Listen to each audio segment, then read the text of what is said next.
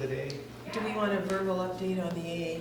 That's what I'm thinking specifically. We just need to add it to the agenda, right? Yeah. So item Has it gone? 5.4. Yeah. So has it gone to council? So yet? we've got a draft report, like there's a draft, there's a report that's Hey, been we're done just after amending the. the agenda right now. Oh, sorry, Okay. I'll back up. But it's a, so we've got an AAP Item update. Yeah. So we need- AAP verbal update. So Okay, put that so in. we have it on the agenda anyway. Yeah, Okay, We'll ready? add it to the agenda. I'll provide a quick report. And Thank you. the design process report, budget implications. Is that Item part, 5.4. or was that covered in the tendering, updated the tendering process? Glenn? Let's put it as a separate item, Marie. Yeah. Item So 5.5. 5.5 will be, Budget um, implications of design report. yeah, Yeah. there's some, I think Marie's, some specific comments. Okay. Okay, any other changes? Is the motion to pass that then? So moved. So moved, seconded.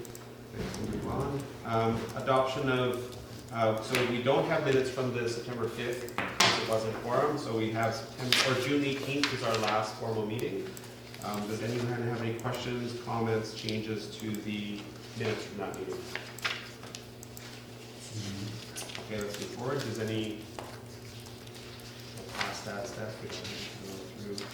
Public comments is our next section. That is not something we will do today.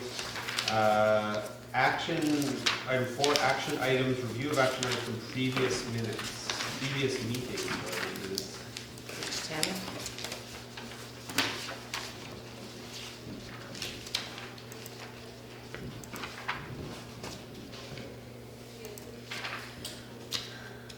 Are we going to do all or just the June 18th? We've got that many actions. It's a lot of actions. No action items. Can you do it? Oh, there's a whole bunch on page 10. On page 10, some of them are Have they been now done? a little old, basically. We did get the map. Done? Yeah, sample names. So send relevant reports, I'll go from the top. Send relevant reports from Opus to committee members, regardless of next meeting date. You guys feel good about that? Yeah, Done? I think that question It's an can be okay. asked again by committee members if needed. Mm-hmm. Report back to committee regarding procurement procedure and possible rate changes. I think we've covered that in other ways. We'll be talking about the tendering process today, and I think we'll also be talking about rate, an update on rate, so I think that's going to be covered off again. Ensure that Cove Bay water system communications are included in water bills. I haven't looked at the water bill lately. That's going to be a net to answer that. Yeah. Yeah, there hasn't been updates going out on. But is there as far as- So there's a handout as part of the water bill? I don't know the answer Okay, to that. let's keep that on But I and can- stuff, so we'll okay. put it Yeah, back on this for is the so follow-up. this is water bill. Yeah, This is the water main Communication. flushing and such like. but is there much information on General treatment plant? billing for sewer customers, water main, please note water mains in Snug Cove, etc. Why don't we say it's okay because, Yeah, so there's some. There's some, I yeah, think there's and other, there's an update on communication strategy on the agenda for today, and I think that sort of will. okay, Yeah. that sounds good. Sorry if I wasn't at the June meeting. What's relevant reports to the committee members? I did forward the design. Oh, this This is is old. so it would have been relevant to Old, the so discussion goes, at that time. We're That okay goes with it, like Glenn. this. The, Could go back a year and a half, basically. Yeah. Yeah. Okay, okay. well, no, well, there was, so the Opus, Walt Bayless did a cost estimate report in the spring Yep. that Bob had, that he discussed at a meeting, but we didn't actually get the report. Okay. And so that report was going to come to us, and it didn't. What we got was another report, but it didn't have all of the information that Walt had included Okay. in his big one. Yeah. And that was, we were hoping to get that, we never did. Do you know what I'm talking about? I don't know a date or a name of the report. Well, more importantly, You're for tracking me, that. I just want to be clear on, Yeah. being clear on anything that I need to follow up. I mean, I think No, it's- committee members, as Maurice done recently, have asked questions, I think that's totally appropriate. They want more information, they want a report, they want from staff. We have ways to get that, so don't, I think this is covered up for now. Okay. For previous meetings, number 5, that's another communications question, so we'll wrap that into the update on communications.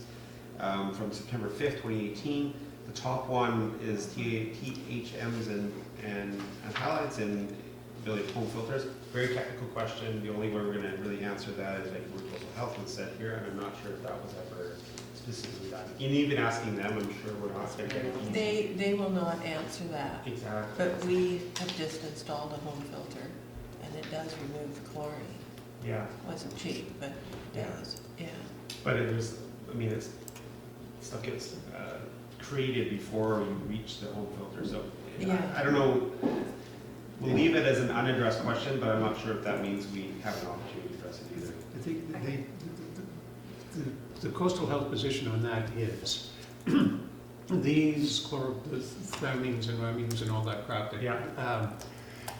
is a potential concern. However, in regard to chlorination, they should not be used as a reason for reducing your chlorine levels.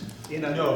And that's about all they say They're about it. prioritizing between two health risks, basically. That's right, and so because they don't want to make this such a large issue that people say, okay, we're gonna put less chlorine in because we're afraid of the byproducts Yeah. we're creating. Yep. They're saying, forget about that, you have to put in the amount of chlorine you have to put in. So it's kind of a moot point. Yeah. I mean, it's good to know, and if you have sensitivity, you put in a filter in your Yeah, house. and I think it goes back to, I mean, there's always this sort of uncertainty and lack of knowledge around those particular contaminants, Yeah. so that's one issue. And the second one is, people are always pointing to why spend millions on a treatment plant where I could put a filter under my sink and solve the same problem. Right. So that's kind of, and it's not the case because of coastal health requirements and other things, but that sometimes is the root of these kind of questions. There is a fair bit of information or discussion on that in the annual report. Yeah. To Yeah. Vancouver Coastal, they have a discussion on the health The Cove. Yeah. potential. Well, it's in all of them. It's in all of them. Okay, so that can be a communications piece? So it's just, so that, It should probably be in the FAQs somewhere. And it talks about the controversy, it talks about the potential effects, but it also makes a big statement that it's unproven. Yeah. Right, that, on the health. Okay, well, that sounds like that. And they mandate minimum levels of chlorine residuals, and they mandate recommended level, not to teach, levels where you have to be concerned. So the second question from September 5th, discuss individual property owners having rainwater cisterns at next meeting. This goes back to a more recent question we had at this September 5th meeting where people were like, what about water conservation? Why isn't that being stressed more? And it's I important to think discuss. we've got a climate action committee, and there were some recommendations from them in the last council meeting, one of which was the level gauge in the lake, which I think is on here. Yeah. Yeah. But, so I think to that extent it applies to all the water systems, It's true, especially yeah. with what happened with Blue Water Yeah. this year. So I would suggest it's more of There are other initiatives that are, something that will Ongoing. fall into their, And it's another communications piece to Yeah. get people to Yeah. describe some of the options they have available to them. So Yeah. we can talk about that. Okay, we'll leave that for now. So from our last meeting, June 18th, last formal meeting. So leave that means I'm gonna get rid of it. Yeah. I think you can, It's yeah, fine, it's yeah. okay, yeah. And I'm getting rid of the, thank you, so helpful. I'm turning that into an action of sending this piece from the annual report to communications. Okay. And I'm gonna give it to Glenn. it's like, I think it needs to be reviewed and edited, or possibly edited, like it needs to be Communicated. better. tailored if it's. Yeah. Yeah, put into layman's language. Perfect. So the first question was June 18th, released the 2018 water quality report in July, so we can receive it for September. That was that, wasn't it? No, but it's moved now. It's the second Wasn't line of the presentation. right, Oh, that's, well, the 2018, we've got that now, right? We have it now, so. Yeah, but Yeah. the presentation had a slide in it that wasn't in our hard copy package. I think that's what that's referring to, isn't it? Raj, do you remember what this I is? don't recall, I'm sorry. Yeah, I'm Yeah. quite blank too. We do now have the 2018 report, is that the case? But Yeah. we didn't have it until September 5th. I think, yeah, this was from June, so you wanted it earlier. We want it before the next meeting to You review, wanted to look, but yeah, we didn't have it at that point. yes. Okay, fair enough. I think we've answered it another way then. Okay. Research making a budget amendment and share the information with the committee for review. So this is today. ongoing, and actually I'll be making a This was about including the borrowing and debt servicing in the financial plan. I will be proposing an amendment to the financial plan to council in November. We need to get that included before we make the submission for our submission to the regional district for borrowing, because they'll want to see our 5-year financial plan that it has a provision for debt servicing and borrowing in it, so. So this question is basically wrapped into a larger Yeah. response, okay, Mhm. that's fine, then take it off. Yeah, and if you look at the on-table resolution 19542 from council, we supported investigate an interim rate increase to Cove water system users and report back. Yeah. So speaking of the third point. Here. And that No, third the- point is, Yeah. at today's meeting, actually, we're gonna discuss the third point. Yeah, this was something that Recommendation. Ron, Okay. I Yeah. think, had proposed at that. That Ron had gathered. Julie, okay, I think we've covered off with that, that's really good, that's fine.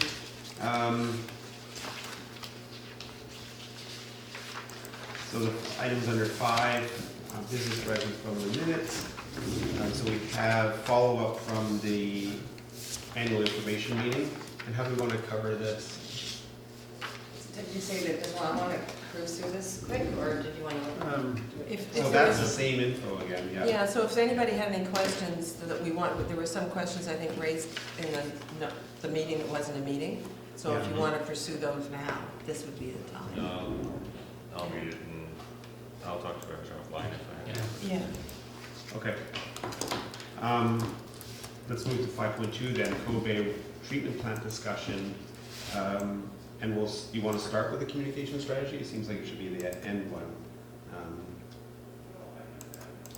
I think that was your order. Yeah, my No, but order. Okay. It's fine, do whatever. Let's do tendering first.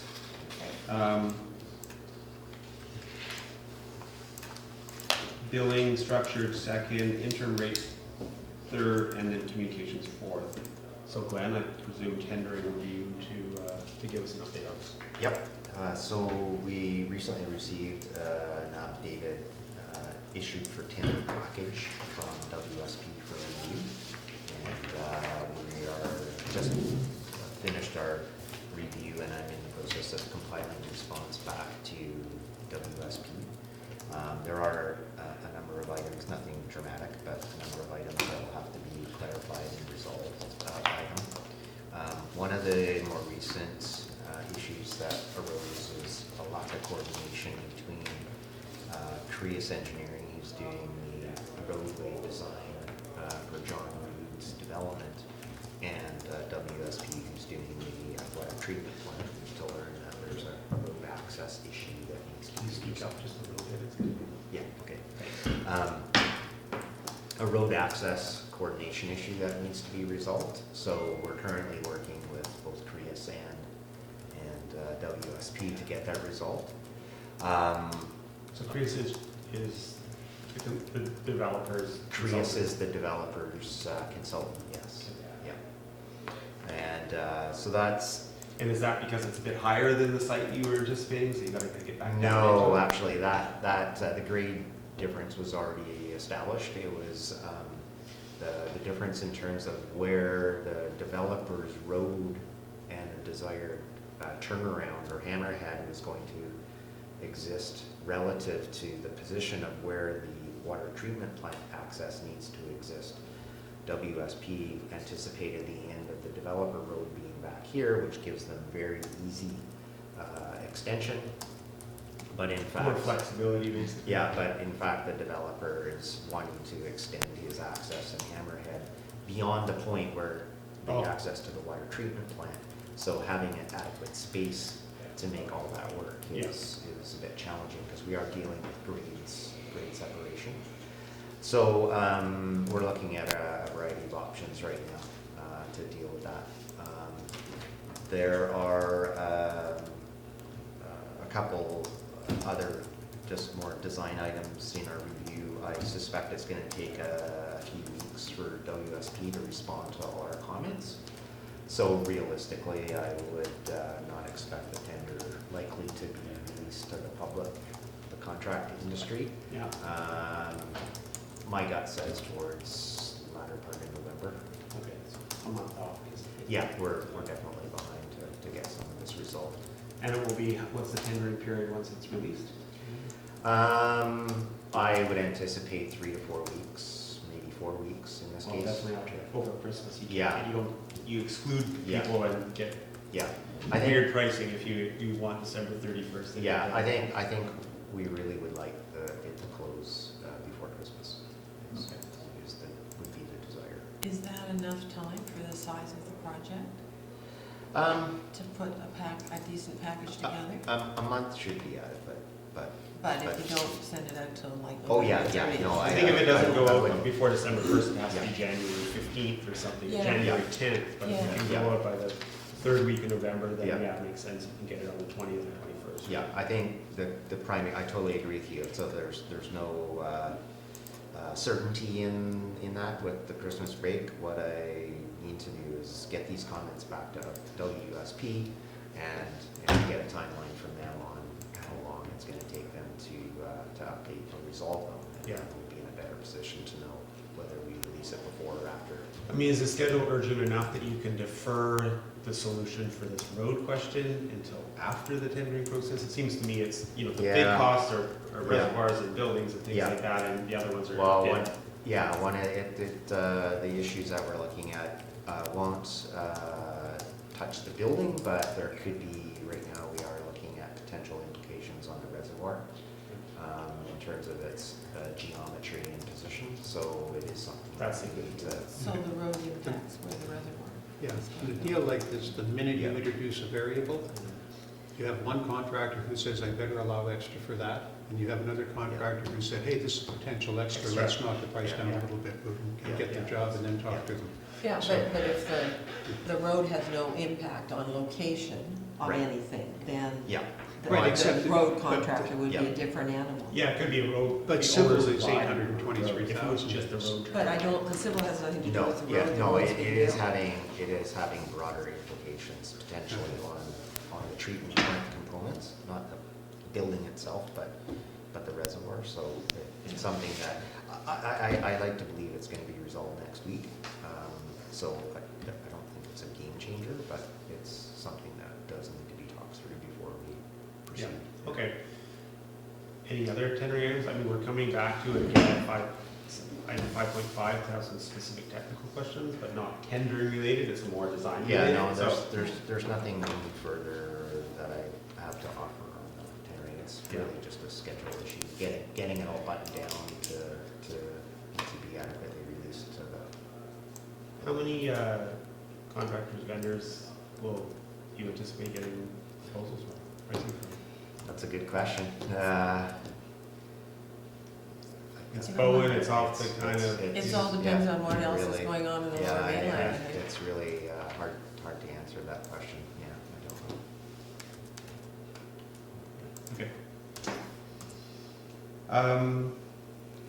second one is update on billing structure for water use. So Raj, this is that, and then the next one will be the interim rate increase. Glenn is going to be proposing a master study of municipally owned water systems. And one of the things that that study will be identifying is improvements in efficiencies and how they're operated. And billing structure is, I believe, one of the things that will be looked at as well. I mean, some of our water systems we bill once a year, other ones are billed 3 times a year, such as Cove Bay, and possibly quarterly. And there's very methodologies used to bill for the excess Mhm. water use. Conservation So goals I or- believe one of the topics, and Glenn, comment if, and correct me if I'm wrong, but one of the topics will be conservation of water and incentive to conserve water, so that'll be addressed in that report. And then come back to this committee with some recommendations once that's been received. Okay. And what's the timing of that? Will it be, like I'm thinking, we're gonna have another year of that kind of study and some policy stuff and council being involved, so next time that, this is probably a 2021 kind of thing? I'm gonna let Glenn talk to that, actually. Yeah, I think it's a report back.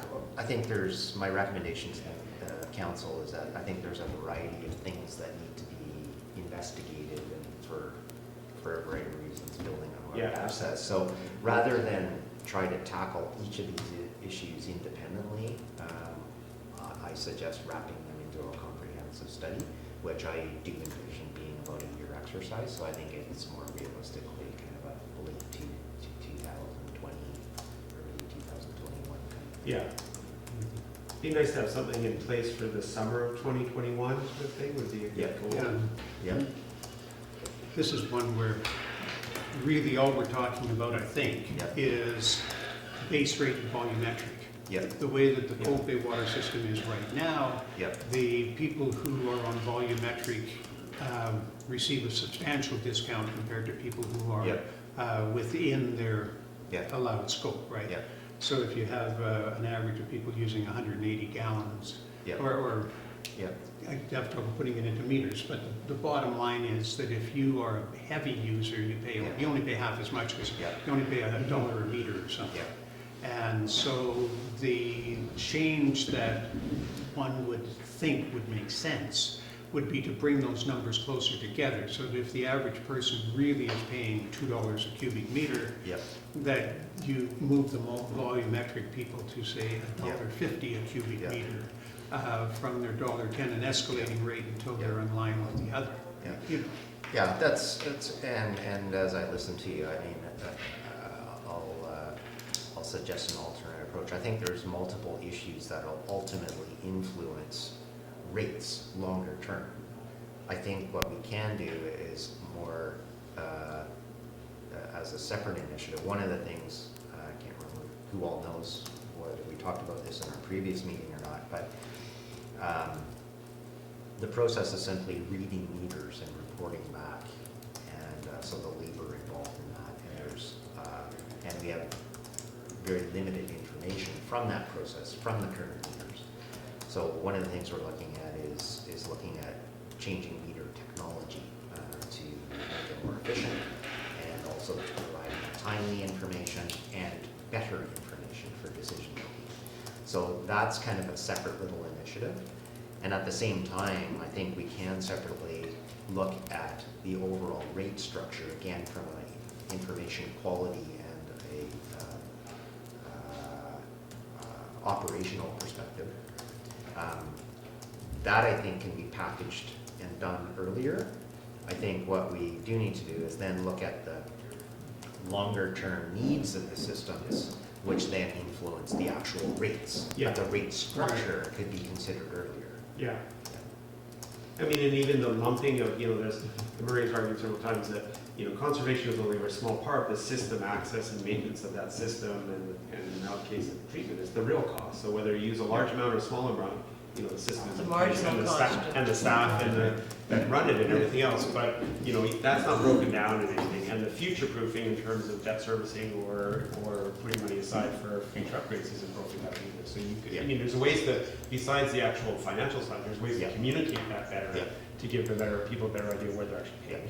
So I definitely think rate structure is something that could be done separately and advanced. So Yeah. that could be your recommendation. So, and really, as far from my perspective, the only thing we're really talking about here is the difference between people who paid for one hookup and then volumetric pricing on a very large amount, and people who pay for one hookup who never reached the volumetric price. Those people that have the volumetric pricing on the very large amount should be paying more for their volume. Yes. Simple. It's just a matter of policy really as to how quickly you move from their current rate structure to what everybody else is paying. Yep. Right, because you've got like 50 of these people and you've got 580 or something of the others. Yeah. But if you suddenly say to the people who have Village Square or a restaurant or something, oh, by the way, it works out that you have to pay twice as much for water. You know what I mean? It would make, I think, more sense to have do something sooner, smaller, Yep.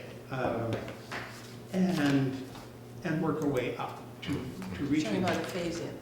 What's that? You're talking about Phase in the increased cost to those 40 or 50 people. So this is, you don't need better water meter reading or anything to do this. Cove Bay is all metered, right? And they're quite sophisticated meters, and they are read regularly for billing purposes. So what applies to a lot of the other systems on the island doesn't apply to us. Well, but, I think it's kind of arguing it's not, they're not great meters though. no, Well, at UBCM, there was 3 different There- meter suppliers, and there's a whole technology, and you don't even have to go out and root I in the totally bush to get it, read right. the meter. Yeah, Yeah. well, So- the daily And, peaks and all that. and Glenn could look from home all and the see who's using sophisticated what. ones on the island are actually kind of obsolete, so there's Yeah. some pretty Right. amazing technology out But- there. I mean, the other side of the billing structure is that there are still multiple households on single meters. Yeah, that's So the big deal. That's, Right, that's the Yeah. big thing, and that can be remediated or dealt with very simply by simply bringing the volumetric pricing into line with people Yeah. that never reach their overreach amount. or splitting those. You can't. You Well, know, that's- you go to Artisan Square, we've been through this. There are 40, 50, 60, whatever units on 4 or 5 meters. Yeah, To try to go into a building, and these buildings are constantly being reconfigured, because your commercial spaces change, they don't use that, you know, it's way, So way it's too easier much. to do. Easier for, much more cost effective for them to pay an extra 25 cents a cubic meter than to try to Well, I create. will have an argument with you over that one, but anyhow. But I think that's a good point to say. Yeah. I think we'll be talking about this lots in the future. Yeah. I don't think we're at the point where we're making providing advice to council on this. I think there's more work to be done before we get to that point. Yeah. So I think we'll hear about it more in the spring, I presume, hopefully, in the next meeting, I'm saying.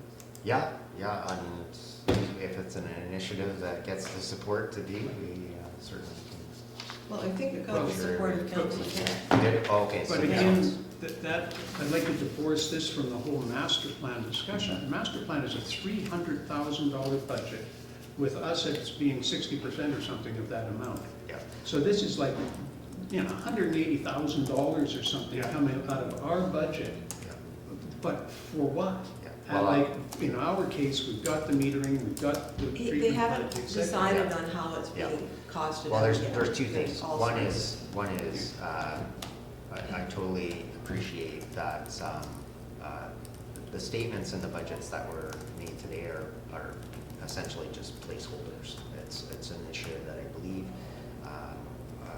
for a placeholder, it was more meant for an order of magnitude, but I fully appreciate that we need to now look at the needs of each individual system. We need to look at the benefits gained for each individual system Yeah, okay, in fair terms enough. of the study. So Yeah. in essence, we need to, and I also made that statement before I had a chance to review all the background documents. So we need to refine what the scope of that looks like, and also what is the most equitable distribution of those costs. So it's only a placeholder right now. It's So been does- raised at all the other meetings. And does anyone think we need to provide advice to council on this at this point, or are we just content to? Oh, well, if the number's not right, I was under the assumption that we were dealing with a percentage of the 300 grand, and that was the number, but if those Probably aren't, just- if the numbers aren't real, then there's no sounds like- way we can advise on it. An early. What Yeah. some of the other Yeah. systems have done is just support that they want a fair and equitable distribution of the cost based on somewhat recognizing the benefits received. Yeah. I don't think we need that. We're, Yeah. we're generally getting So- recognized support from all, but all LACs have that common question, understanding scope and better understanding the distribution of the costs. So Yeah. I fully And how appreciate that. LECs will be involved in the Some, process. something that I will have to articulate when I provide a report to council for decisions. Yeah. Would we, I guess one question, would we see a draft proposal or a strategy from staff before it was adopted by council? Yeah, that's actually a separate, I mean, one of the things that I've communicated internally from my observations of participating in the LACs is there is an appetite for more information, more interactions with the LACs. I think my comment to my colleagues is that we need to kind of sit down together and talk about what is, like, retool, I guess, or rethink what the relationship, communication with each LAC. Each seem to have unique desires. Well, even on the So- tendering process, this, for us, an example, I said, I don't think that's our role, but Murray hasn't raised specific Right. questions about that, and I think they're totally There's- valid. I was saying, yeah. why you're wrong here, but And it's there's just also, different views of and there's what- also consistency, and, you know, when we sit down, I totally appreciate that the LACs, you know, view it as their, with the scope of their LAC, but from the municipality's perspective, we need to accommodate all the LACs. Mhm. So it's like, what's the best approach and also consistency, so. Yeah, when meetings are not Right, at the right so, time. all so that it's a stuff. recognized issue, I don't have any immediate answer for you, but I think the desire is to make sure that, Yeah. you know, there is. I mean, one thing communication is put on the table, I think there's ways to communicate with the LACs that don't involve having a meeting necessarily. Sometimes the information can be sent out, it's up to LAC members to review that and identify if there's a concern, and then flag it to the staff that this is important enough that it needs a meeting, but otherwise it doesn't. So Yeah. Nick, some of the things that are covered off in the procedure bylaws, one of them is the provision for having a meeting of all the LACs. And we've done that in the past when there's been an issue that's been common to everybody. So the study in the terms of reference, Yeah. you know, the chair and the vice chair of all the LACs get together and then And it's have an it. efficient way of And covering efficient the way cost. of telling the story once, and if the other LAC members want to come and sit in the Yeah. audience, Yeah. Yeah. fine, I think, yeah. I think in a nutshell is this master plan, if you will. I mean, we're identifying that there are issues, some common, some unique, that are affecting every system.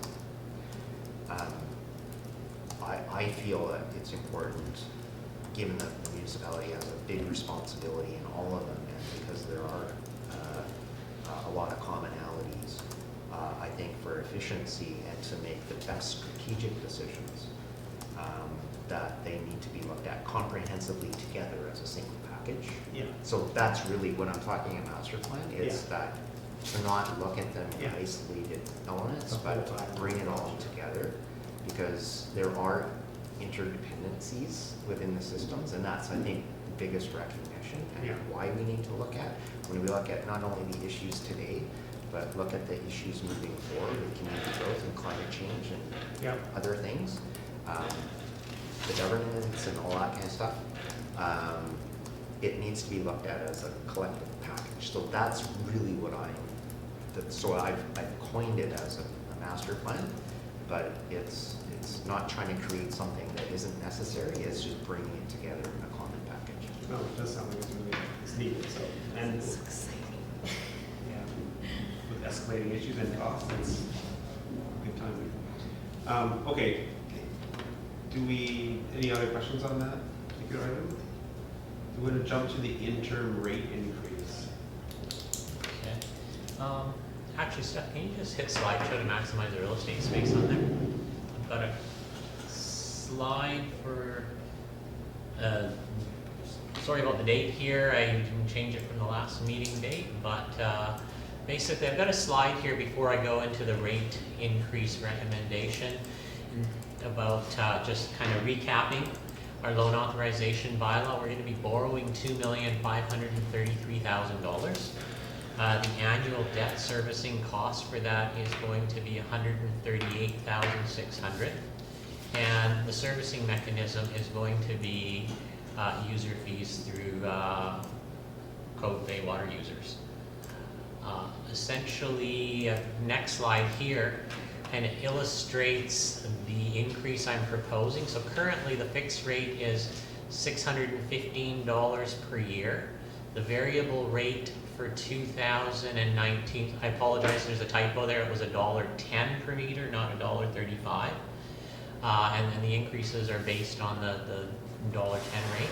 So I am proposing that the fixed rate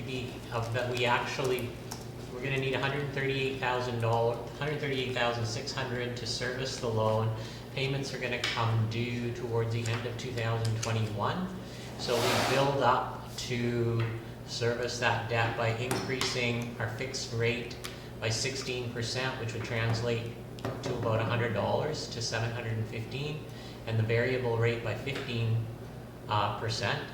which would generate in 2020 an additional $65,700 from the fixed rate and an additional $11,500 in revenue from the variable rate for a total revenue of $77,200. We'll put that in a reserve until 2021, when it would come out to service debt. And then we do an additional increase of about another 15% in 2021, which is in the outer year, and 15%, an additional 15% in the variable rate for additional revenue of $82,700 for additional revenue. We'll have a revenue stream to service the debt by 2022, approximately $160,000. Raj, are these slides on the website from the information meeting or from? I don't believe they are all yet stepped to make them available. Just I email them to them. Yeah, these weren't on, no, these were not for the information meeting. This slide was prepared for the LAC meeting, sorry, to Okay. answer your question, so But it wasn't in the. it wasn't in the This will be information under meeting. revise. Basically uses the debt servicing cost Yeah. as the guide and splitting it Yeah, moderately Over the amongst chain. those, so it's not trying to sort of, it's not setting it up as a war chest for future costs or anything. It's really- no, I haven't incorporated future costs. And is that because there hasn't been discussions in sort of the master planning and you're deferring sort of more significant change, potentially more significant changes to that point? Again, we're just in the budgeting process right now, so I will be working with Glenn on the 5-year budget in terms of what the other operating impacts of the water treatment plant will be. And I mean, they won't come into play in 2020, but they're not identified yet. So once they're identified, it will change. Right now, I've just limited my discussion on the debt the proposed increases on the debt servicing cost. In general, I think your comment is fair, is that until we investigate a few more things, it's hard to Yeah. make any recommended changes long term, but holding steady at this point until we have more information. And Ron, do you have any questions? Because I remember this motion came from you, which is Yeah. basically, kind of be more aggressive over an interim rate increase. But related to, we were, at that point, we were just getting our heads around the escalating costs for the treatment plant. Well, the point I was going to make in the last meeting was June was that the rates hadn't increased in, it would have been December for 2019, they hadn't increased. And my question was there an opportunity to start increasing sooner? So have a 2019 When I increase. meant an increase, I meant Yeah. during 2019. Yeah. Yeah. This just looks like, I call these normal increases, Yeah. given what's coming. It's a good transition because we're gonna have to obviously get to the debt service requirement, and then I guess there's an allowance for additional costs coming in. But the previous point about rate design, I guess, or rate structure, our costs are primarily fixed, are they not? I mean, there's very little variable cost. When I say variable with usage of water. Yeah. Water's free. That's correct, yeah. We don't do a lot to it now, but once we have the plant on, we'll be adding more chemicals, presumably, less chlorine hopefully, but more other chemicals and more labor and so on that may be affected by throughput. I don't know. Is that part of what you're going to be looking at? Oh yeah, they're definitely, and that's actually one gap that hasn't been, WSB has been focused on design. The operational implications hasn't adequately been quantified, so that's an important step once we get the tender package buttoned down. It's something that we need to start talking about, because there will be significantly more chemicals and operational costs for sure. Yeah, no, so the general point about whether this curve is steep enough, well, it has to be because we have to get to that end point.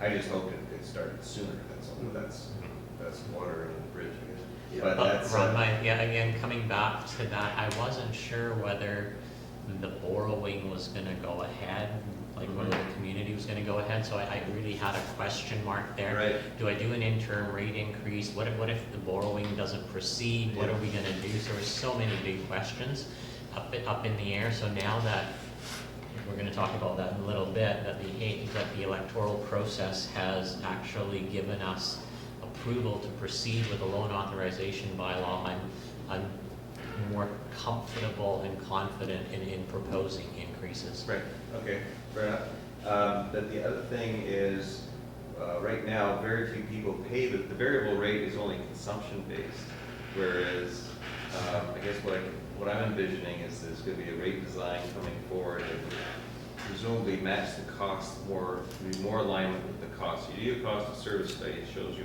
where your costs are driven from, and also across customer rates, across customer classes, whether it's the multifamily or the commercial.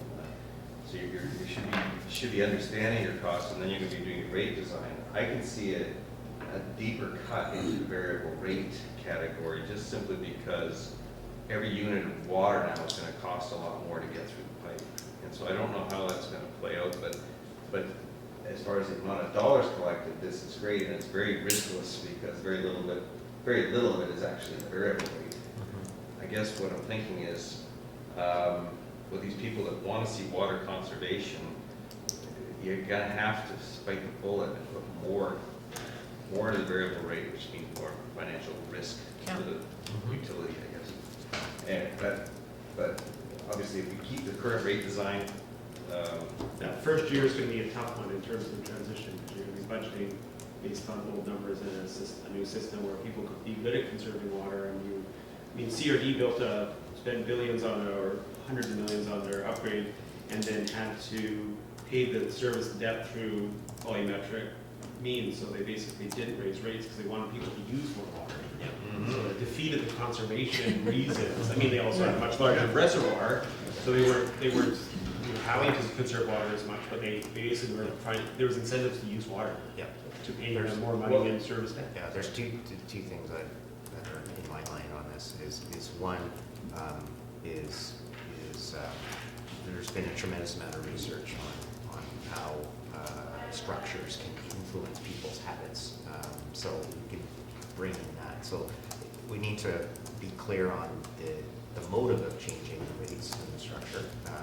I think, conservation, one of my observations here is that I think, don't get me wrong, it's not carte blanche, but I think there's many that have felt that water is not scarce on the island. I think there's many who believe that, what's in the ground is plentiful.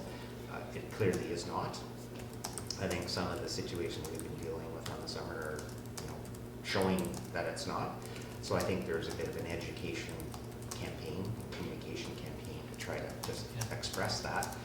There's certainly individuals we're seeing within some systems where I know operators have gone to people that have been heavy consumers, and they really don't care what the rate is. They'll pay it. So it's really Same in every system. being clear on the motives of changing the structure and what the structure and the cost will be. Yeah. And what other mechanisms are appropriate to help achieve what you're trying to And achieve. If I can add to that, West Vancouver has been working towards, for the last few years, towards increasing the revenue from the variable rate.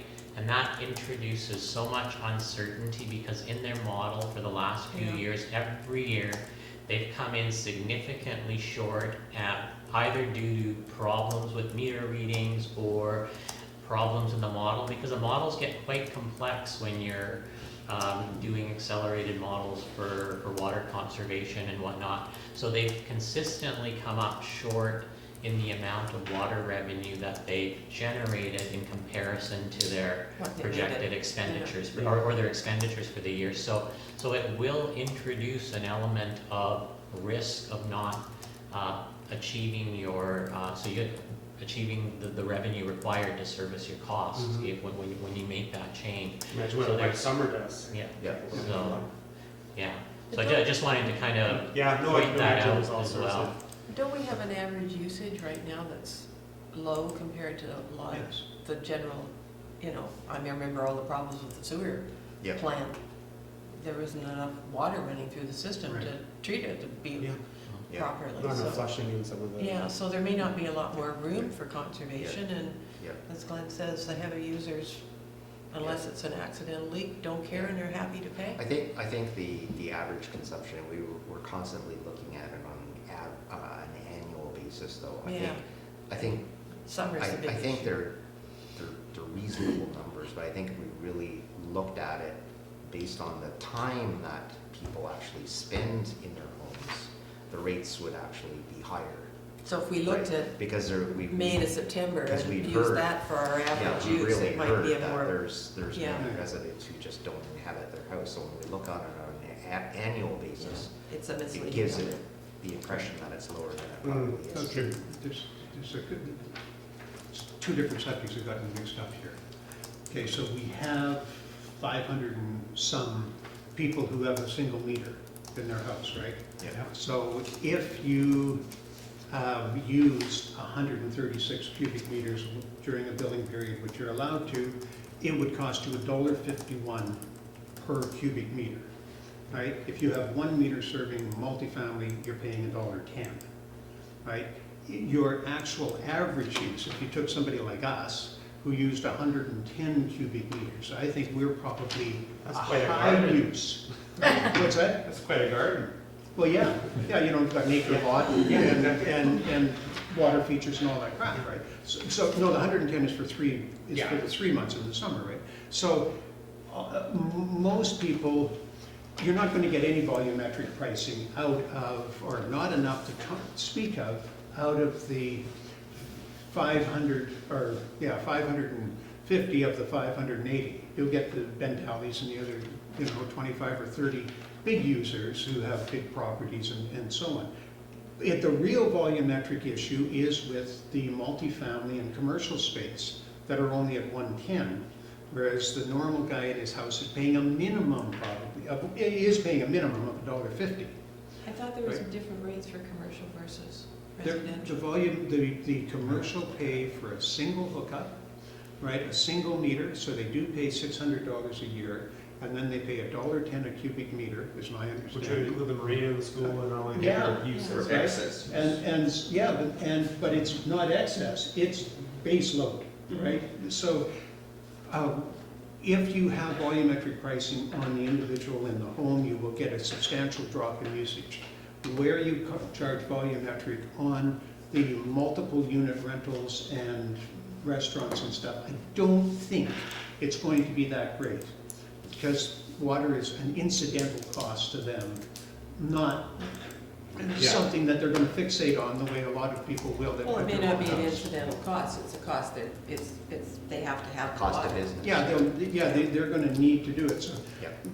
I mean, there's other ways to affect change. I mean, there's kind of not the Okay, shaming, is it? But- so but in the it- interest of time. Yeah, I'm just gonna say. No, no, we're let getting me finish off- this point, We are now talking about $213 per year per hookup for the treatment plant, right? So this, on the people that are now paying $615, they're gonna have to pay $828 or something, right? And the volume for them is immaterial. The people that are paying $1.10, that should be paying $1.51 now, how do you capture that equivalency of 200 and some dollars per year, which is a third of the current rate, right? So you should be taking them up not to $1.51, but to $2 a cubic meter. So I think that's the thing that has to be wrestled with and thought about is this ongoing implication going forward? Okay, It's a that's my good, point. yeah, it's a good point, and I think, well, I mean, all I'm saying is Where we're did gonna the be dollar talking about it a lot 15 more. come from? If you use 408 cubic meters a year, you pay $315, which is what normal people pay. Okay, we'll move on from the interim rate increase. I think there's no more questions specifically related to the debt servicing costs we discussed. The last point is update on communication strategy and community updates. Can we just go back to this? So can we have a recommendation from the LAC to support my financial plan recommendation for a rate increase effective January 1st of 16% for the fixed rate and 15% for the variable No, rate? I'd really like you to do more work on this, to look at the disparity that we've lived with for all these years, because it didn't really matter a heck of a lot, again, because volume was worth nothing. But if we take the people at $1.10 and put them up 15% so that they come up to $1.25%, the disparity now grows immensely. when the fixed rate people are paying 16% more of $615. Marie, But I'd be isn't it- happy to do more work on this in 2020. I simply don't have the resources to do more work on this in time for a recommendation for a 2020 rate increase. I don't have the resources in-house to do more work on this in the short run. But in the long run, I definitely would be happy to do that. Sounds like your issue's caught up in Glenn's gonna do with the longer term. Yeah. Rate design. Yeah. Oh, yeah, no, And it's it gonna is. The Cove base system just happens to have more. Because everybody else anomalies. is saying, yeah. Yeah. But it's the same basic rate design, and there's ways around it. I mean, I support Murray's goal, I just also don't think we're gonna get there by what we need to before January For 1st. January 1st. And Fair enough, but it's another- I guess my point would be that I would recommend that we have a much higher increase in the variable rate than the 15%. I just, Yeah.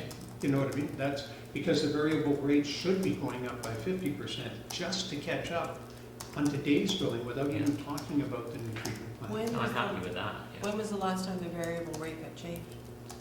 I don't think the rates have been changed in the last few years. So to split that in terms of advice to council, that we support the level that the level that we're trying to achieve through a rate increase is the increase. debt servicing. Yeah. I think people are comfortable with that as the sort of rationale. But how we achieve that, are we suggesting with Murray, is that we look at options, or we recommend staff, council direct staff to look at options for higher level or higher reliance on variable rate increases. So you want to see 15% or 25 or 30% on the variable rate increase and maybe only 10% on the fixed rate, Murray? Is that what you're trying to say? I think that because this is something that has to escalate quite quickly anyway, right? We're going up to people paying $800 or $900 a year. So the $100 fixed rate increase for fixed people, I think is fine For 2020? for 2020. And I think that if the variable rate went up from, $1.10 to $1.40, $1.50, whatever, quite a substantial increase, the additional revenue gained by it simply gets us closer to having less of an increase the next time. So you're happy with the $100 increase? And then Sure, if that's what- 107 the next year? Yeah, if that's what. Raj But you would recommends. like to see, instead of 15% for the variable rate, 25% and then 30%? Or just 25% compounded? So let me, Because it's yeah. compounded. Oh, Yeah. sorry, go ahead. I would go as high as whatever other people would agree with, to be perfectly honest with you. Because right now it's a 50%. You could raise it by 50% to get Yeah. fair with the individual users. So So what I'm able to provide you with very quickly, even by email to the committee, is if we did a 50% increase in the variable rate, what the increase in revenue would be based on past consumption. Because a 50% increase could impact people's consumption behavior as well. Yeah, right. Which would impact revenue in terms, so I have no idea what type of impact that would have on people's behavior, which would impact consumption, right? So, As we see from your numbers, your fixed increase just about pays the rent. I mean, Yeah. if you even have a zero increase on the variable, The we 24 just about is- get to yeah. where we need to. yeah, So I think as long as that doesn't go down, I'm supportive at 25, 30%.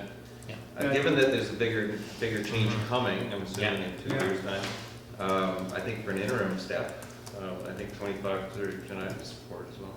And also, if it's, the bigger it is, yes. the better indication we'll have on how much it will affect consumption. Yeah, this one would be a small test. Yeah. in that sense. That's probably. Yeah. So can we split it into two items then, or two motions that the LAC supports the interim rate increase to meet debt servicing cost requirements? That's basically that bottom line number. And that we request the council rec staff to investigate options for increasing the variable rate or just proportionally higher than the fixed rate. I mean, I'm not sure if we're gonna give it a percentage value. How much direction do you need from us, and how much do you want to calculate out yourself or from others? I think I'm comfortable with architect's recommendation there, so, yeah, I mean, a lot of, I think as long as, I mean, I understand you guys are wanting a bigger increase in the variable I rate, so I can think do this the is analysis. good for another reason. I mean, you have a technical reason, which is a good reason, but I think that as we have to sell this to our neighbors and friends and saying, why do you need this treatment plant? And why am I paying so much? Well, saying, yeah, but notice we're really sticking it to the big users here, you know? Right. We're really trying to bring things into whack, because I think there's a value for money prospect here. You get, for $615, you get lots of really bad water, so all due respect, it's not great. You can't drink it, whatever, you shouldn't drink it. And for $800 and something, you're gonna get really good water. I mean, that's a heck of a deal, you know, and it's worth pursuing. And we've got people who want conservation, so we're doing what we can to, you know, appease them and make sure that they know we're listening to them, which we are. And we're arming ourselves So- with an extra kitty of cash here, really. Because we have LNC uncertainty. supports the interim rate increase to meet debt servicing costs. Sorry, Cove Bay LNC the interim. rate increase, proposed interim rate increase to meet debt servicing cost requirements. And B, or a separate item, I'm not sure what you call it. Request council direct staff to investigate options for placing greater emphasis on the variable rate to meet debt servicing costs. On the variable rate to meet debt servicing costs. Or the variable rate increase. Variable rate increase. Can I just suggest we get rid of the word interim now? Because I think interim was something Ron had suggested. Yeah, that was We were a implementing 2019 it concept, yeah. in June, so. Greater emphasis on variable rate. Increase. On the meeting, variable emphasis on the variable rate to meet debt Yeah. servicing, Yeah. meet the debt servicing increase. Debt servicing. Bit wordy, but- And support conservation. Wrap Oh, this yeah. up I think we with should green put that- towel. Sure, no, That's that's funny. a good, no, it's a good point, because I think if we had our audience we had last time, they'd be very interested in hearing that point, so. Yeah. So now you can finance your own cistern because you're gonna save so much money. You can put some money back there. Yeah. And pay for it with your savings. Oh, for 122 years. We're in the sales. Okay. Okay, Oh, as far as I know, Council direct staff to investigate So options. moved. seconded, Second? Yeah, all in favor? all in favor? Cast unanimous. You don't have a Did you vote. put A and B, is that what you did? No. I just put and. Okay. Okay, that was great, thanks. To go back to the I kind of communications. skipped ahead there. What's that? You skipped ahead a bit there. Yeah, communication strategy and community updates. Who's gonna give the So update? I believe, I wasn't prepared to speak to that, but I will speak the best I can to that. We are posting updates as they're available on our website, on the water system areas of the website with respect to, we had information on the AEP process on there, and so updates are posted regularly. And then we're also reaching out to the community to provide us with email addresses so that if there is an emergency notification that we need to send out to them, that we, or information we need to get to them with respect to a leak or something like that, that we can get that out to people as soon as possible. I believe communication's gone out with the water bills to that effect, and we're communicating information with the water bills when they're sent out as well. And I assume once the tender's issued, there would be a posting. A communication, yeah. A news item and Yeah. a posting and a communication that the tender On had. yeah, we have our major capital projects. We actually have a section on major capital projects that talks about the 3 projects, the community center, the water treatment plant, and the fire hall. So as updates are available, we'll post on the news section and on the major capital project area Yeah. of the website, for sure. And just to jump into education, I think the master plan needs to sort of talk about how information is provided on people, like it's not just metering issues and how, like the smart meter revolution, but lake levels and water use and chlorine and water quality. I mean, there's so many aspects to it that would be great if it was less opaque. Yeah, so, you know, going talk about that once that project moves forward. Thanks, Raj. I do have two other just information, I guess it's kind of related to the tender package update, but two important things have transpired recently from a regulatory perspective for the treatment plant. So we've generally got a construction permit issued from Vancouver Coastal, which was an important accomplishment. Yeah. And we also, Which means they're agreeing with the technology, and that's yeah, so not just the construction, it's the actual treatment that yeah, they're well, reviewing. they have to issue a construction permit to construct, so we now have that. So generally, yes, they're satisfied that this will do the job. There are particular credits, however, that are required for them to have comfort that it's providing the quality of water that they expect. They have to be satisfied in the treatment train and every component. The ceramic filter that is proposed is something that's new to them, and they just don't, we've flooded them with information.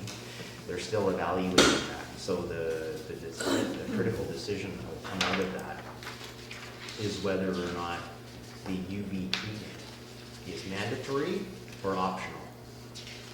There's a big cost implication.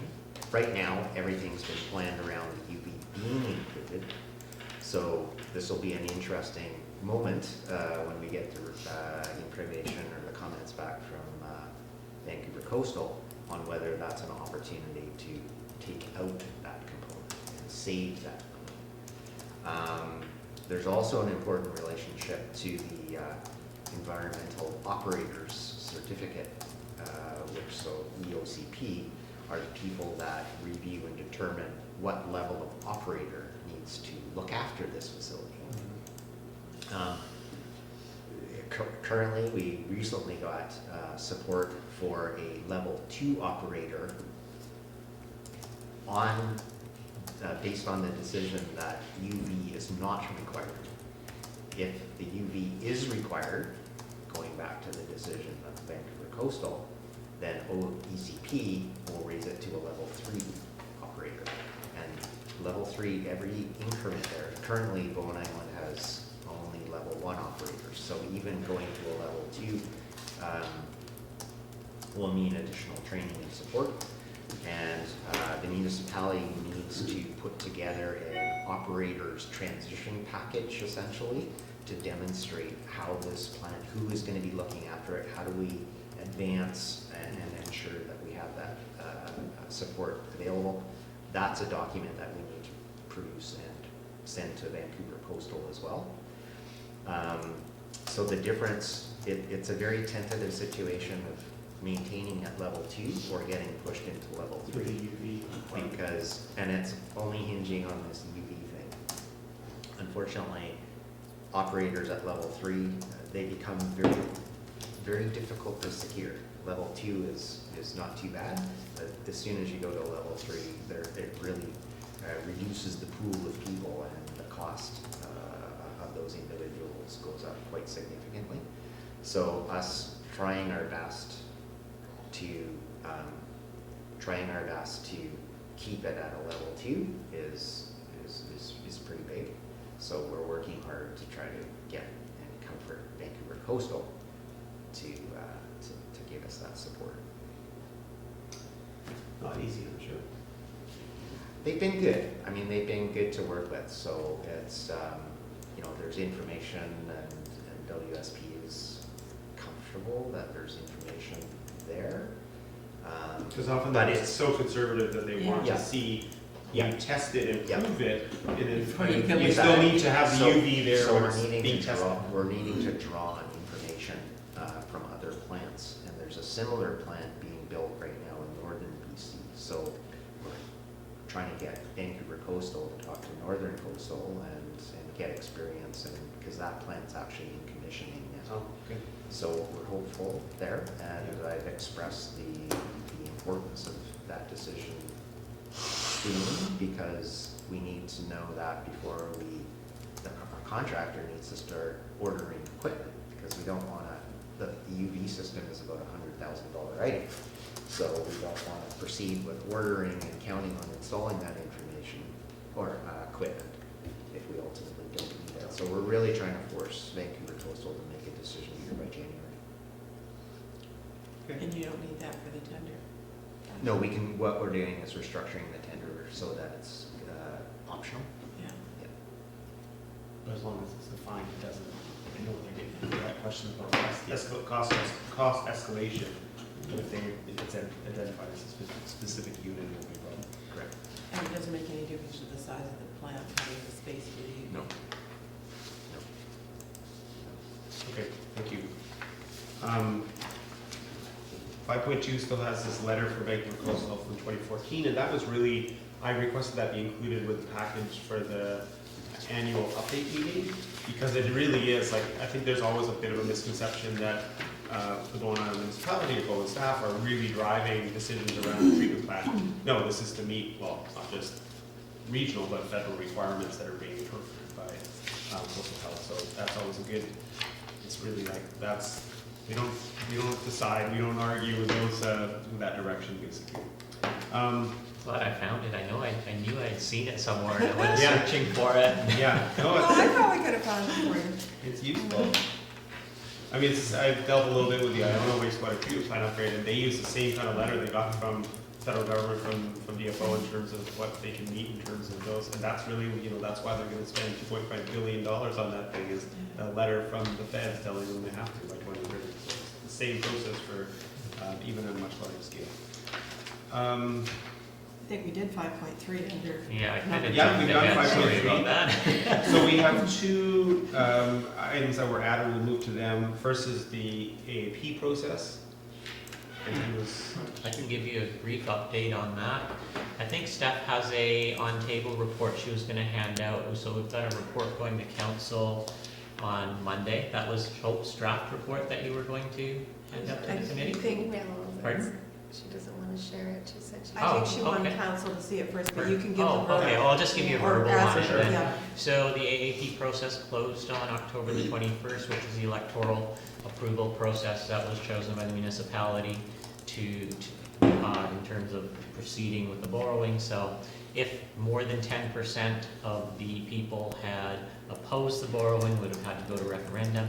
We had 7 objections to the borrowing, so which is less than 1%, I believe, of the electoral Because your letter. vote. So we are now able to proceed on Monday with a loan authorization bylaw, and then the report lays out the next steps to secure the borrowing, so we can get in for the spring borrowing. We've got some deadlines and submission requirements. Our next steps are going to be to submit paperwork to Metro Vancouver and to the Municipal Finance Authority, and to secure the funding that we've requested to borrow.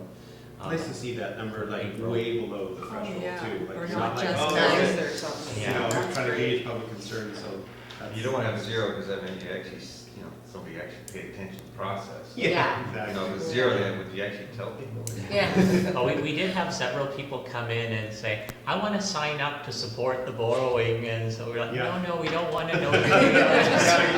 Yeah, you're voting one way or the other. So the agenda has been posted on the website, so. Oh, It's okay. very- The council So the- agenda, yeah. I saw Yeah, that. so it's out, and there's a report, and the council received for information the alternative approval process. The bylaw number 488, we finally adopted. The council approved borrowing from the Municipal Finance Authority, 2.533, and the council requests Metro Vancouver Regional District to consent to BIN's borrowing over a 30-year term, so. Yeah. The 30-year term loan. A Yeah. 30-year Part of term. it. So that's all on the, well, it's a bond issue. So Yeah. Ron, with a 30-year loan, what we do have is the opportunity, if our reserves build up, to pay it down after year 10, 15, and 20, I believe. But it's- Like there's anniversary dates, but It's for a the first, 30-year rate. though. but it's no, the rate No, is in rate effect gets- for the first 10 It's years. a 10-year, Yeah. And then so you it would say be Government adjusted on Canada's the- 10-year rate plus. Yeah. Yeah. And it's a bond issue, not, Yeah, no, I understand. yeah. It's 2.85 A lot of people or seem to think it's a something now. mortgage. I think it's in the 3.35. Oh, it's gone Yeah, up. It's, You yeah, think it's, with Oh. if you go to the MFA website, Everything they'll have goes the up when we posted wait, rate on right? there. So what's I know the it's- spread over Canada, about 100 basis points? Really That it's finally adopted. Yeah. A little bit of That's why we just, if you've got that neutral report term up there. as a separate item, just email it to the committee. Sure. Yeah. Okay. Okay, thank you for that. So our next item is more questions, technical questions related to the tendering document that particularly Murray has raised. So Murray, I'll turn it over to you. Well, we've got the revised cost estimate at the very bottom of the last page, on page 34 of that report. It says that we're looking at $8,849,000, right? But we only have 7 million something. So where are we going to get over $1 million? I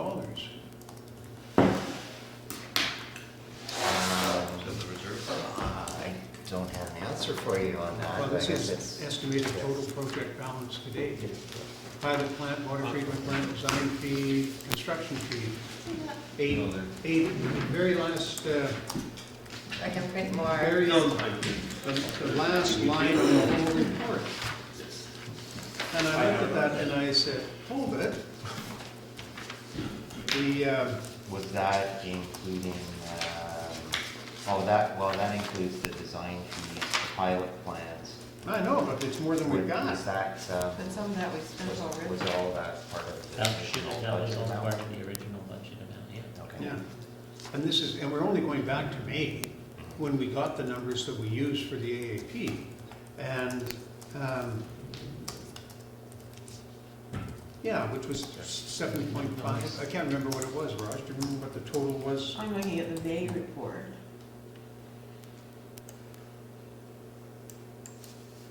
Well, I mean, yeah, so I guess everybody's working with, it sounds like the loan was based on the water treatment plant alone.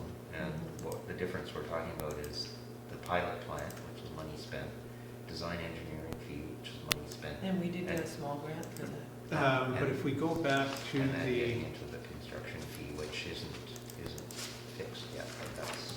but so if we, yeah, we've got up above there, the graph before it, on the page before, is the 7,648,000. And it struck me, and that included, so we started at 6,952,000, 695,000 contingency. So we had a final number of 7,648,000, and I assume that's the number that you used, Raj, right? For the, That was a number that, it's ringing a bell, yes. so now when we look at this report, it's 8,849,000. So that leaves us with a $1.2 million shortfall that we don't have any ability to change our borrowing to cover. But some of that's contingency on contingency, isn't it? Well, we've got all that kind of crap, but the problem But you is. see what I mean? Embedded in 7,648,000 is already almost 700,000 Oh, I know. contingency, and then you're adding another 10% on top of that. So there's definitely some double counting and contingency there. Almost over 500,000. Right. But So my- that doesn't get you yeah. to 1.2 million. But that's why I made the point, I just picked the reservoir as an example of how, you take an old report and you use a number that's no longer valid, and then you design a whole system and everything around it. Yep. And then you find that you've spent now, it was originally, if I can go back to May, it was about $450,000 for a 1,000 cubic meter tank. And we had a choice between the 1,000 cubic meter, which the system will handle, which Yep. will flow through the pipe, or going to the 2 million, or the, 2,000 cubic meter, but it was only $150,000 more. It was, well, it's only $150,000 more, we should just get twice the big a thing. But now that has gone up by another couple of $100,000. So if we can get with the reservoir, if we can go back from the 759,000, and then the 15% construction markup, and then the engineering fees and so on top of that, if we can take that back down to 450,000, which is what the original, and when I say original, I say 6 months ago, 1,000 cubic meter tank. it's kind of a good start. And I think it behooves us to do some critical analysis of this. Because when Walt was here before, and he was talking to us before he left the company, he said, well, I'm glad you brought that up. That's the sort of input that we need from the client, right? And I'm thinking, hold it. What else is there, Walt? One specific question, so why is the $160,000 for the pilot study in it? Is money spent? It was, I mean, it's not even, Well, it's part of the money that we got to build the thing. true, it's part of that grant, wasn't it? Yeah, it was in the grant and it was Oh, I thought we got in the an extra reserves grant. that we committed to the project. Yeah. I thought we I got don't an have extra any knowledge 90/50 of for the that. pilot plant, Background. separate grants. No, we applied for it separately, but we didn't get it because we got the big grant.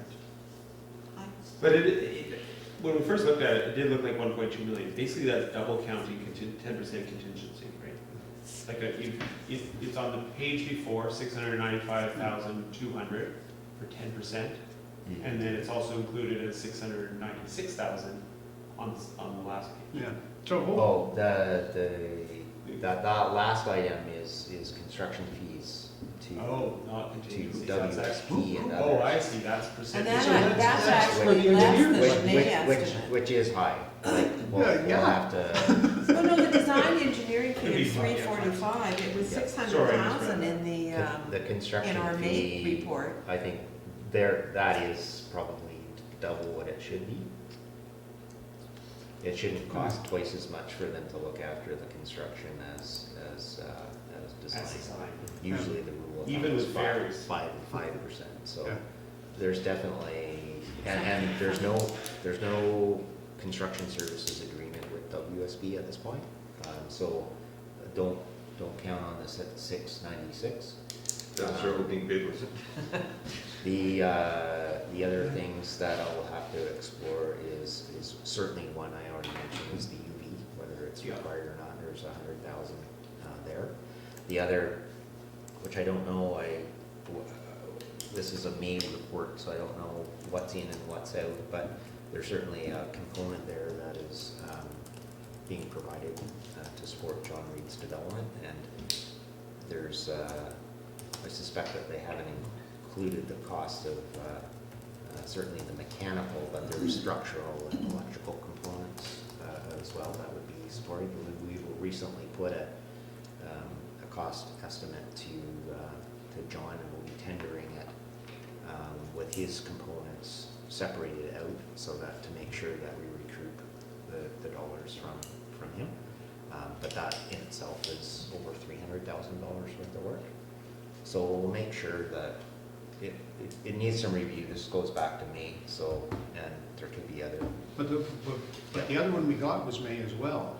As in May, we got a May one. This I one's think May it's- 2018. This is May Oh, 28th. The other No, one they just had- was May they- 2019, so this is Okay. from a year before. Well, the whole But report, so I don't know. they just didn't change the dates on the report. In Oh, other words, okay. so I this, don't- Yeah, they've updated it. they've updated, Oh, okay, it that's is 2019, August, okay. Okay, Yeah. and Yeah. then- So, They did not. is there a way, Glenn, They this didn't is a change the question, footnote. of basically, and you and I can go back offline in this Yep. meeting, take a look at what the 7.6 was based on, Yep, right? And then just manage this project yep. so that it is a $7.6 million budget and basically. Well, we I don't- do, I Did mean, the 7.6 have the UV? other than the treatment plants and the design engineering fees, which are basically spent money, everything else is still crystal balling, they're Yeah. estimates, right? Well, that's the other thing. Ultimately, Tendering process we will go tell to, us. we go to tender, Yeah. we go Yeah. to tender, the market will tell us what And it's we gonna keep cost. our fingers crossed. Yeah. from that input. But it would be nice if it had been less, right? In other words, so we have the, we can borrow up to that amount of money. We can borrow up to 2.53 That's why million. I wanted an interim rate increase, because it would increase the reserves between now and Yeah. then. Yeah, no, I get all that. That's where What I'm I'm getting still- at is that the 2.5 million we've said to the users, this is the maximum it's going to be, right? This is the 213 a year, so you can live with that. Good, done. If we came back to them at the end of this project and said, well, we did it for $500,000 less, the loan is $500,000 less, And guess what? We're still charging you 213, but 50 of it is now going towards our increased operating costs, which we didn't tell you about Yeah. before, right? So, there's lots of good reasons for not, at the end of the day, once we've added on the 213, there's still more to come, right? In operations that's not loan. Yeah, well, So- though a bigger question is just what the bid pricing will be. Oh, Yeah, exactly. In But- terms of medium. Got that. Bernie, you also had a question about the reservoir though specifically. Well, yeah, specifically, I outlined that to you, that if you have pipes that will only take 100 liters per Yeah. second, if you build something that oversized, because keep in mind that we'll never ever use that anyway, right? We don't have enough fire equipment to shoot that much water and stuff. We might have one of these days. Someday you might have, but the problem we've run into in the past on Bowen is bacterial regrowth in the system because there's so much water in storage in the winter and nobody's using it. And spring comes and you get a bloom and you get fungus in your tanks, like all kinds of horrible crap happens. And we find that the amount of water that's gone through the system, this happened in Bowen Bay, for example. They had to drain the whole storage tank just when it was getting warm out and they were going to need it, and scrub it. But we also have all of the crap in our pipes. 5,000 gallon tank? What? They have to drain those little 5,000 gallon tanks? I haven't heard about that before. No. Anyway, the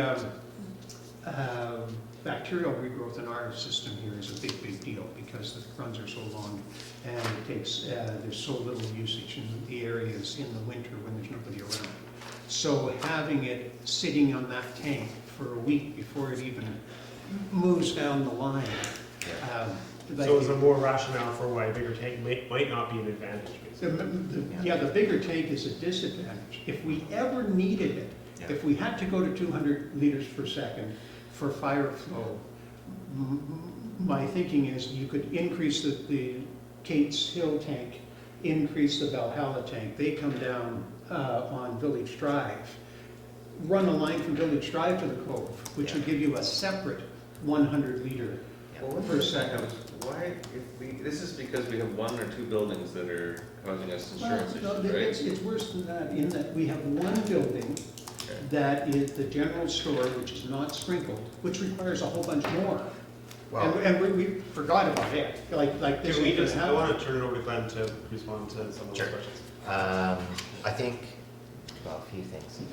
One is I'd like to think that regrowth will not be nearly the same issue here because this plant is largely going to filter Get rid a lot of of that things stuff. out that would cause the regrowth. But that aside, it's a valid question. I think it's more around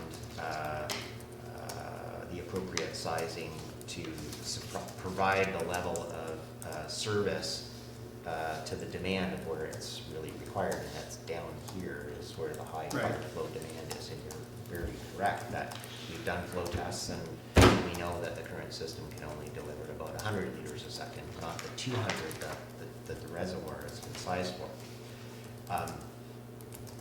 I think there's certainly, so there's two things I think for the municipality to kind of make a strategic decision on is do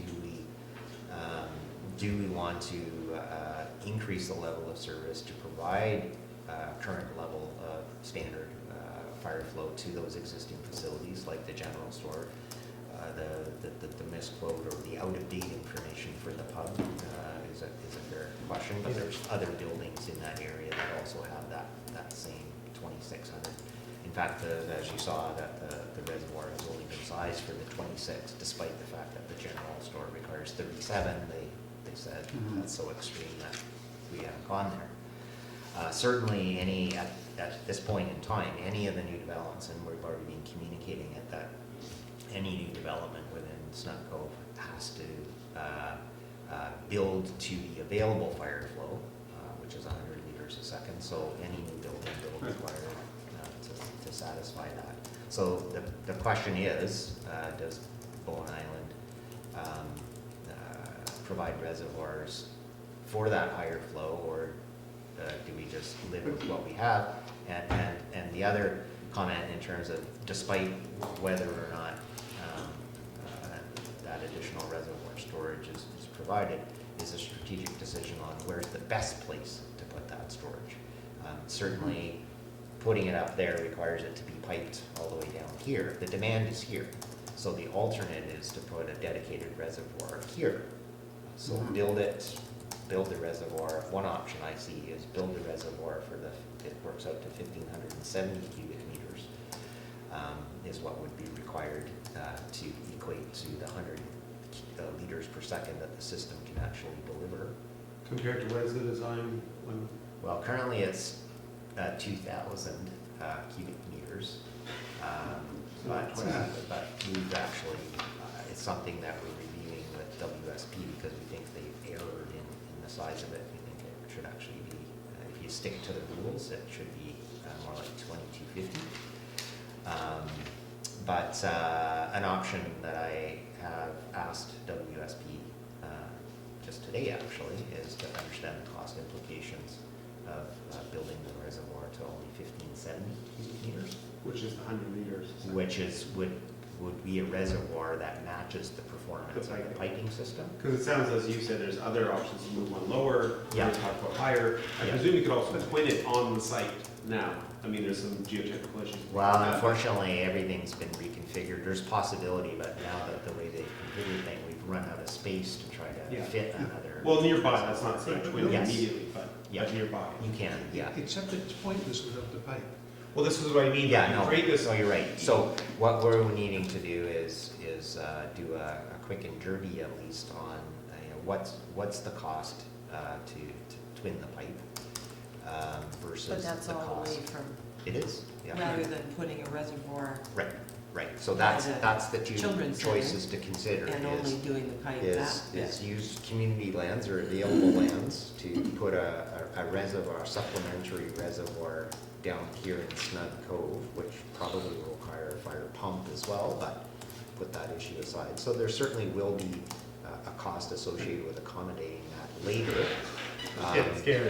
Versus, Yeah. making the immediate decision, and that's downscaling the reservoir and not trying to twin the water main in between.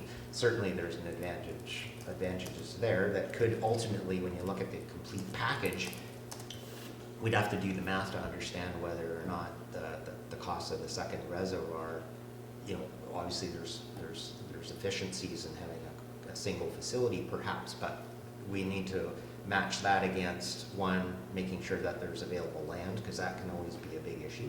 Second, how does that compare to the water main upgrade? Yeah. But the other part of it is it allows a deferred cost, right? If it's not seen as urgent, then it can be a deferred cost. Well, the other thing I've heard when we've been talking about water tanks elsewhere is if these things are steel molded tanks, they can have their height raised. Yeah.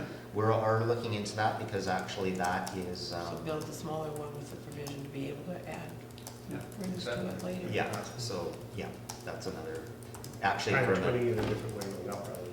yeah, we're actually from the site access perspective, because right now the tank is quite large and somewhat squat, so it's, we're asking WSP to look at a different format, because there are conflicts with the site access now. So this sounds like a focus for these questions you're dealing with WSP before Henry goes up. Yeah, Correct. Yeah. And so stay tuned. yeah. Yeah. And like I say, But the size, certainly I'm exploring, I mean, making the strategic decision on how to size the reservoir is certainly Bowen Islands. And we're engaging with WSP to help us with that information. Anything to add before? Yeah, just the keeping in mind that we're building a water treatment plant, not a water system, right? We're actually supplying exactly the same amount of water after we do this as we are before. Right? So the fuse, which is the underwriter's,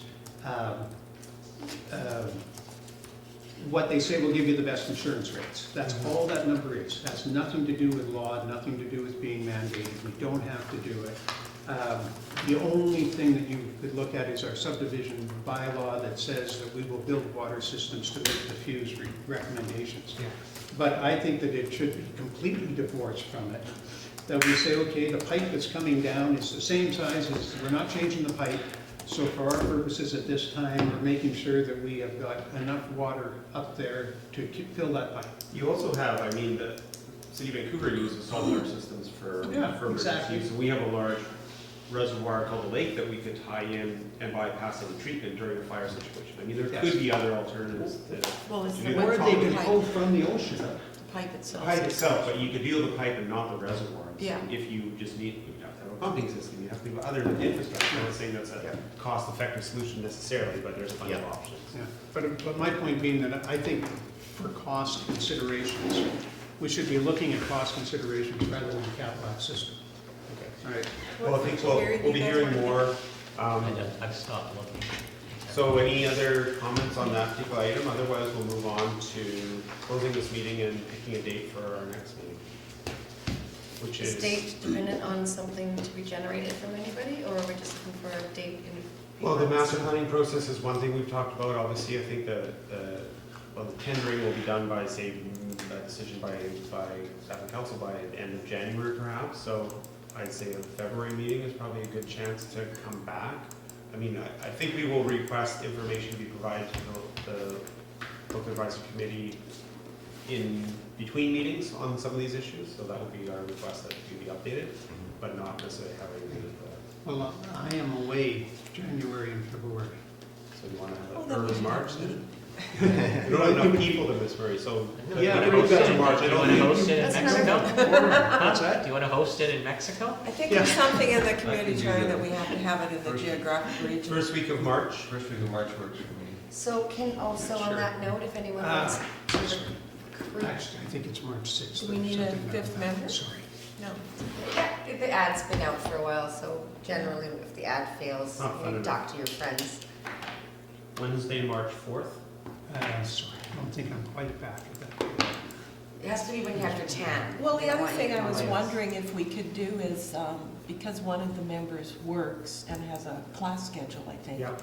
maybe find out what his class schedule would be for that Yeah, that was your semester. email. We did a doodle poll. I talked to everybody about general availability and put lots of dates in Yeah, for the doodle but being poll. a teacher, that And to schedule move it to often 7 rather than changes, 4, we can you call know, alternate between those often times. changes with semesters, so that availability doodle poll may not be. Well, let's tentatively I say gave March every 11th, date Wednesday, that's March available. 11th. It's okay, I'm back on the 2nd. In Oh, you're back on the second? Yeah, Well, okay, I second, probably second. have to leave the ninth, so. doodle March poll. 4th. Oh, Let's put it tentative. March okay, 4th. tentative or poll. With a doodle poll to follow. How's that? You guys have got, now you're out of the gates early. It was impossible to get this room in the 3 weeks turnaround that we had. It's booked all the time this month, so. But February, or March, March 4th is our. you're the first one in the door Okay. at 7 o'clock. Or, well, you Okay. were saying that might be somebody new would join us at the No, We would hope. Russell has, he has a teaching schedule, so it's not that he can not work that day sort of thing, so I was just thinking, Okay, a doodle poll that was done 6 months ago might be totally irrelevant as to what his teaching schedule is yeah, coming in March. Steph will follow up with Russell. Yeah, certainly So evening's fine with me. thanks everyone, that was a nice focused meeting, so meeting adjourned. Thank you. Thank you. They came all the way down from Courtney for this. Oh, Yeah. yeah, Middle Courtney. of the week. So what are you doing in Courtney? Featured I'm project managing a big cannabis research center. Oh, Talked interesting. about that. Who's, Maybe. a private thing or? It's another? Aurora. My brother had built a company that got bought by Aurora now that they're on the research side and testing side. So it's a $30 million Estimated cost.